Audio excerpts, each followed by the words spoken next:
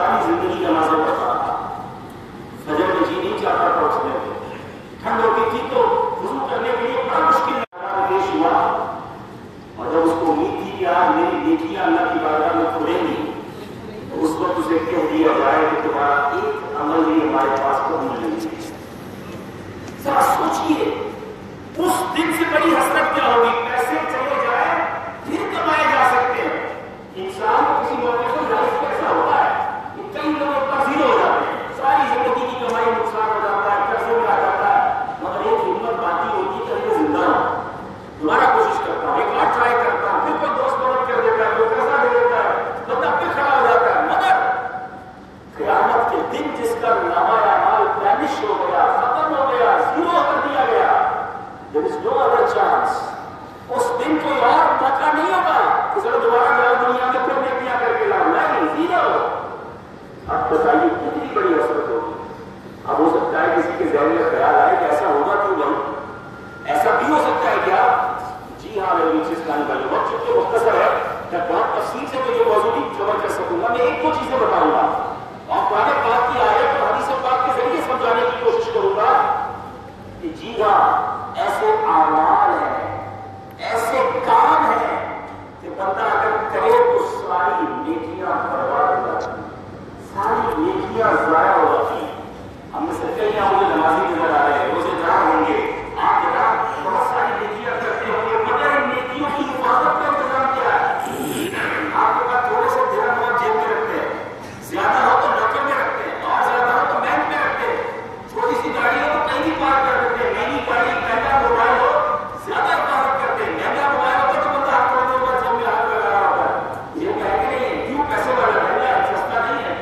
It means جو چیز مہنگی یا قیمتی ہوتی ہے ہم اس کی زیادہ فکر کرتے ہیں۔ مجھے بتائیں میری اور آپ کی اگر اعمال سے بڑھ کر کوئی قیمتی چیز ہے نہیں، اعمال ہی زیرو ہو جائے تو پھر بچے گا کیا ہمارے پاس؟ اور اعمال زیرو ہو جانے کا، اعمال برباد ہو جانے کا سب سے بڑا سبب کیا ہے؟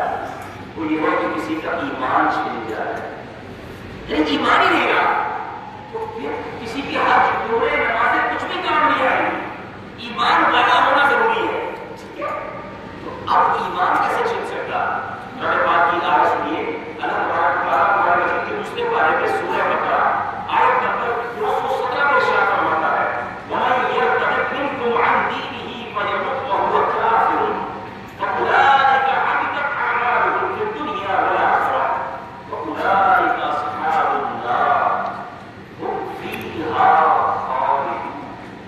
جذبہ ایمان، اور تم نے جو اپنے دین سے پھرے، کافر ہو کر مرے، تو ان لوگوں کا کیا اکار گیا، ختم ہو گیا ان کا کیا، اور اللہ فرماتا ہے دنیا میں اور آخرت میں، اور وہ دوزخ والے ہیں انہیں اس میں ہمیشہ رہنا، یعنی اب وہ ہمیشہ ہمیشہ جہنم میں رہیں گے جو ایمان والے نہیں، جو اپنے ایمان سے پھر کر دنیا سے چلے گئے۔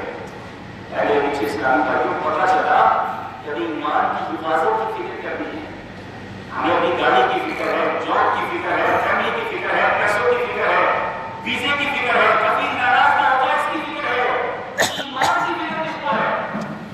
ہمارے اسلاف کو، ہمارے بزرگوں کو کیسے فکر ہوتی تھی؟ سب سے پہلے وہ ہستی جس کے صدقے ہمیں ایمان ملا، ایمان ملا جن کے صدقے، قرآن ملا جن کے صدقے، رحمان ملا جن کے صدقے۔ ہمارے آقا علیہ السلام آپ خود دعا کرتے یا مقلب القلوب ثبت قلبی علی دینک، اے دلوں کو پھیرنے والے میرے دل کو اپنے دین پر ثابت قدمی عطا فرما۔ آقا دعا فرماتے ہیں ہماری، میری اور آپ کی تعلیم کے لیے نا۔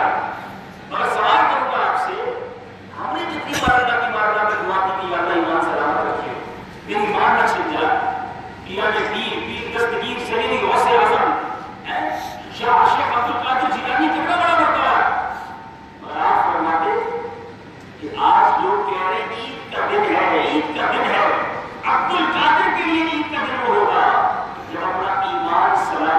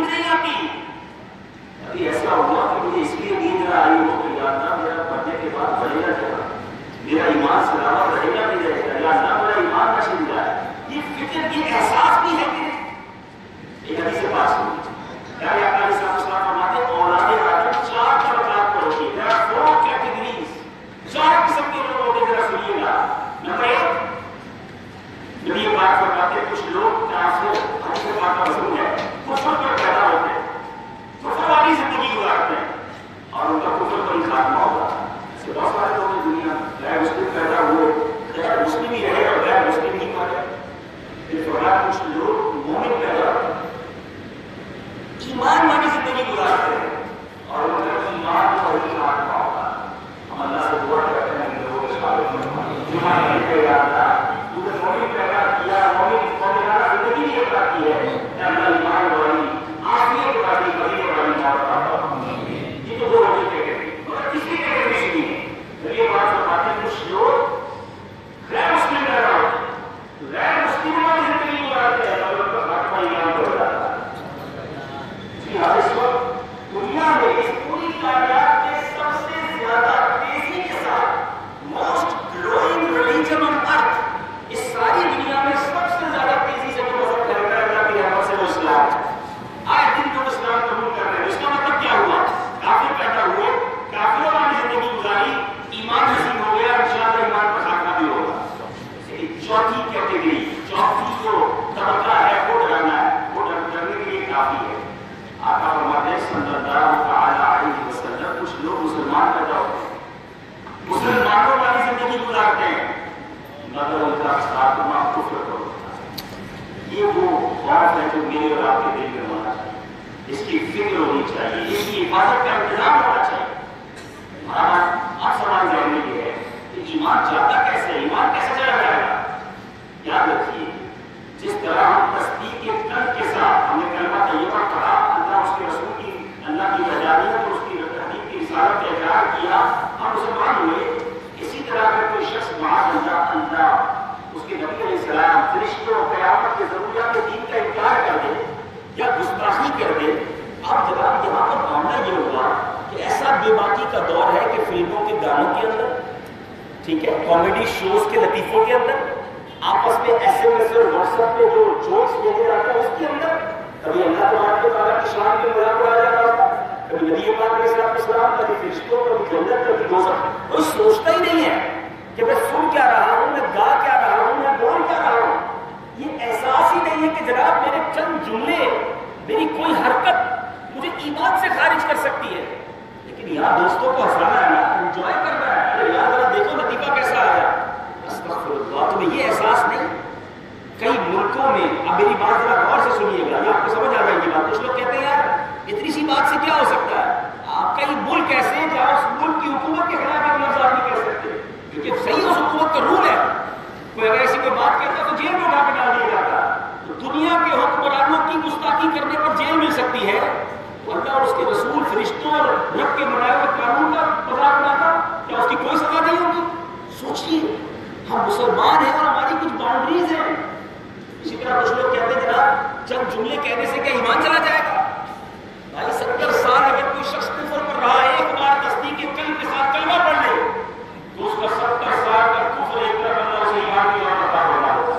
یہ جملہ یہ تھا دل کے ساتھ کہا تھا. آپ سوچیے یعنی ایسا نہ ہو کہ یہ بے باکی ہے. تو ہم یہ سنت بانی دعوت اسلامی بڑا پیارا نعرہ لگاتے ہیں کہ پہلے بولو بعد میں بولو. پہلے سوچو دوسرے کا مان کیا ہے احساس ہی نہیں مانی جائے. تو بولتے وقت سوچتے وقت گیدرنگ کون سی ہونی چاہیے ماحول کیسا آنا چاہیے یہ سب سوچیے. کہیں ایسا نہ ہو کہ ایمان برباد ہو. اور ایک بار ہمارا ایمان برباد ہونے کی انسان لگاتار گناہ کرتا ہے. کچھ لوگوں نے عادت بنائی ہوئی ہے نماز قضا کرنے کی شراب پینے کی مادہ جوا کھیلنے کی بدکاریاں کرنے کی یہ حرامی کے کام کرنے کی اپنی آنکھوں کو اپنی استعمال کو حرام سے روزہ نہیں کرتے ہیں. احساس بھی نہیں ہوتا. روایتوں کا مضمون ہے کہ جب بندہ ایک گناہ کرتا ہے اس کے دل پر ایک کالا نقطہ لگتا ہے دوسرا کرتا پھر تیسرا کرتا پھر ایک وقت آتا ہے دل ہی پورا سیاہ ہو جاتا ہے کالا ہو جاتا ہے. اب اس دل پر ہدایت کی بات اثر ہی نہیں کرتی. ہو سکتا ہے ابھی بھی کوئی ایسا کرتا ہو جس کو یہ باتیں بھی اثر نہ کر رہی ہوں یار یہ پتہ نہیں کیا کر رہے ہیں. پھر ہمیں اپنے دل کا علاج کرانا ہے. یار میرا دل اتنا گندا ہو گیا اللہ اس کے رسول کی بات ایمان کی بات بھی اثر نہیں کر رہی. یہ روایتوں کا مضمون ہے کہ دل کالا ہو جاتا ہے.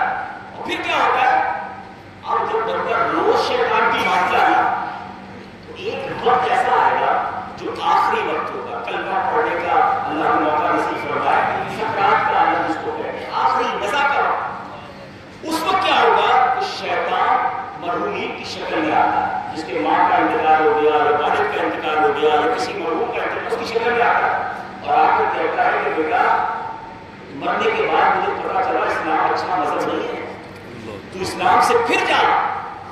جو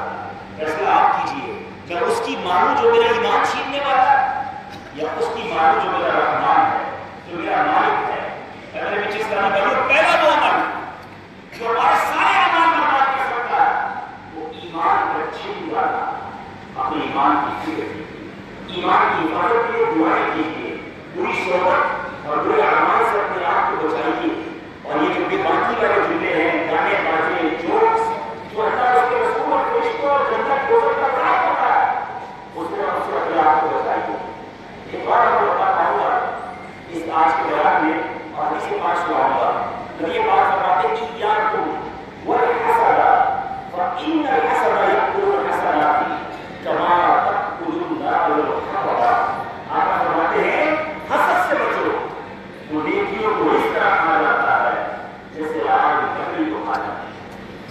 کبھی لکڑی کو آگ لکڑی ڈالی ہوگی, آپ نے دیکھا ہوگا, تھوڑی دیر کے بعد وہ لکڑی بچتی نہیں ہے.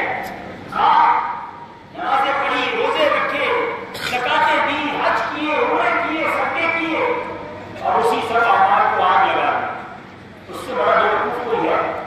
اور وہ کیا ہے؟ حسد, جیلسی. حسد ہے کیا؟ حسد یہ ہے کہ حسد کی تعریف یہ ہے کہ بندہ جو عمل, یعنی کوئی نعمت اللہ تعالیٰ کسی کو عطا کرے اور دل میں تمنا ہو کہ یہ نعمت اس سے چھین کر مجھے مل جائے, یا پھر یہ تمنا ہو کہ مجھے ملے نہ ملے اس کی تو چھن جائے, اس کی برباد ہو جائے.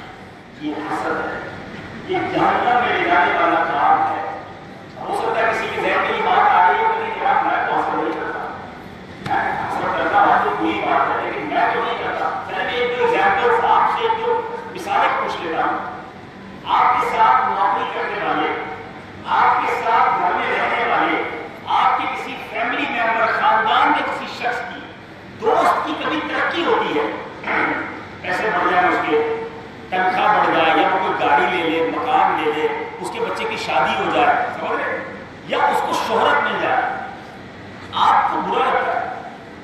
اگر کوئی ایسا شخص ہے جس کی ترقی آپ کو بری لگتی ہے, جس کی تعریف آپ کو بری لگتی ہے, جس کو پیسے مل جائے, شہرت مل جائے, اس کا نام ہو جائے تو آپ کو برا فیل ہوتا ہے, تو سمجھ لیجیے آپ کو حسد ہو گیا.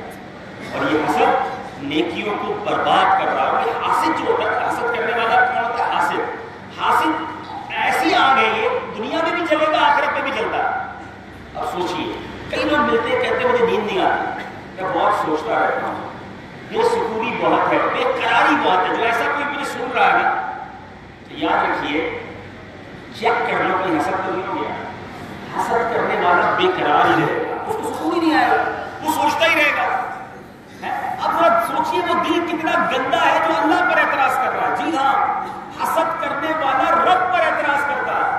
اب میری ایک بات کا آپ جواب دیں گے سب مل کر, بتائیے دولت دینے والا کون ہے؟ سب مل کے جواب دینا. شہرت دینے والا کون ہے؟ اولاد دینے والا کون ہے؟ عزت دینے والا کون ہے؟ مال دینے والا کون ہے؟ ترقی دینے والا کون ہے؟ سب اللہ دینے والا ہے. تو میں اور آپ کا کیوں اعتراض کر رہے ہیں؟ ہمیں کیوں برا لگ رہا ہے؟ اٹ مینز, اس کا مطلب یہ ہوا کہ اللہ کی تقسیم پر اعتراض ہے.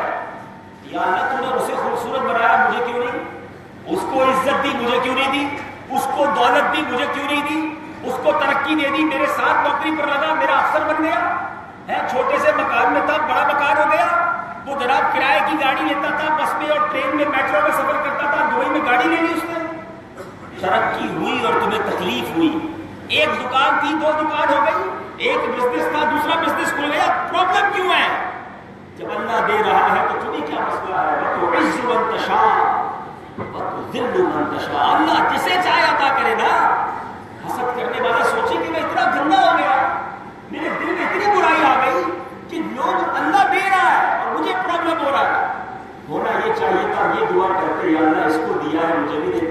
اس میں کوئی حرج نہیں, یہ حسد نہیں ہے, یہ رشک ہے, یہ غبطہ کہلاتا ہے عربی میں. اس اوکے, یہ ٹھیک ہے, لیکن حسد یہ ہے کہ اس کا مجھے مل جائے یا مجھے نہ ملے گا, اس کا تباہ ہو جائے. ایک اور مثال کے ذریعے چیک کر لیجیے, اپنے آپ کو چیک کیجیے, ڈینائی نہ کیجیے. کچھ لوگ کہتے نہیں جناب مجھے حسد نہیں ہے, ٹھیک ہے تو پھر آپ پال کے رکھیے. کوئی ڈاکٹر کے پاس جا کر کے ڈاکٹر صاحب مجھے کوئی بیماری نہیں ہے, ڈاکٹر صاحب کہیں گے ٹھیک ہے پھر ہاتھ ملائیے اور گھر جائیے, آئیے کیوں میرے پاس. جب تک ڈاکٹر کو بیماری بتائیں گے نہیں تو علاج کیسے ہوگا؟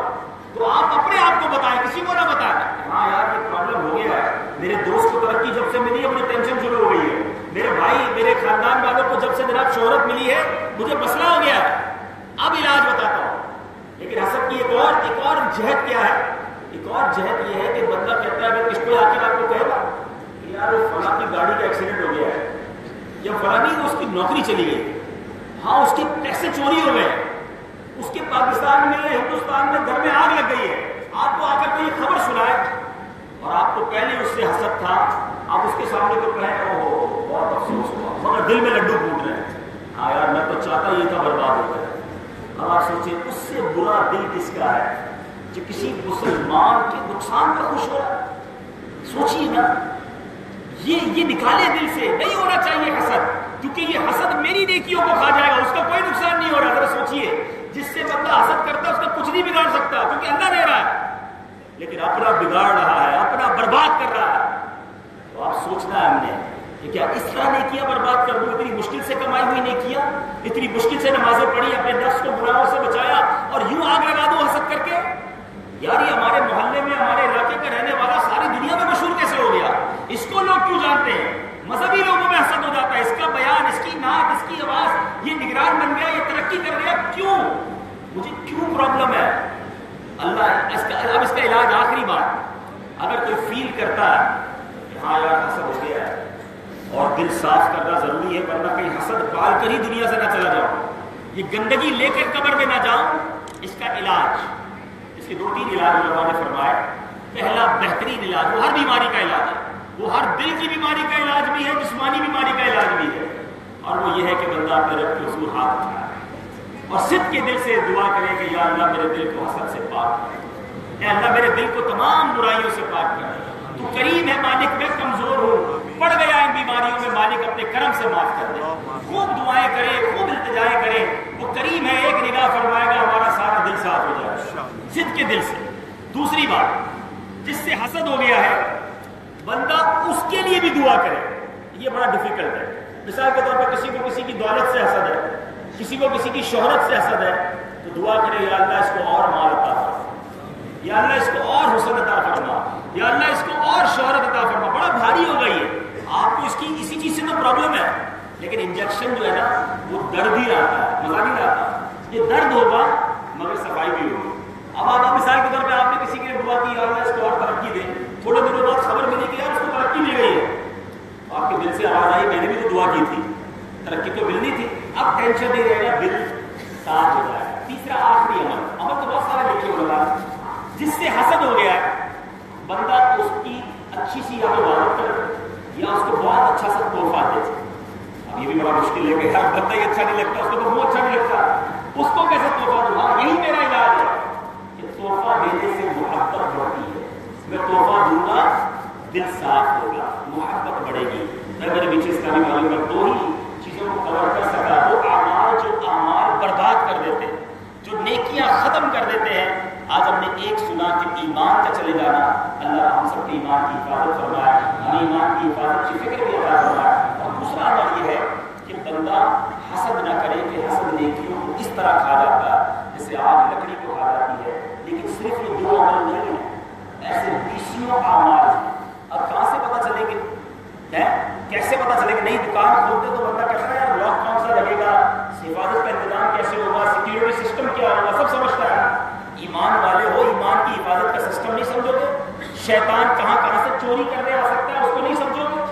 دعوت اسلامی کا طریقہ یہ ہمیں ایمان کی حفاظت کی فکر بھی دیتا ہے. ایک کتاب کا آپ کو بتانا چاہتا ہوں، وہ کتاب بڑی پیاری کتاب ہے، وہ مکتبۃ المدینہ سے حاصل بھی کر سکتے ہیں اور دعوت اسلامی .net سے ڈاؤن لوڈ بھی کر سکتے ہیں. جو آج کا موضوع ہے اس کے مطابق وہ کتاب ہے اور اس کتاب کا نام ہے نیکیاں برباد ہونے سے بچائی.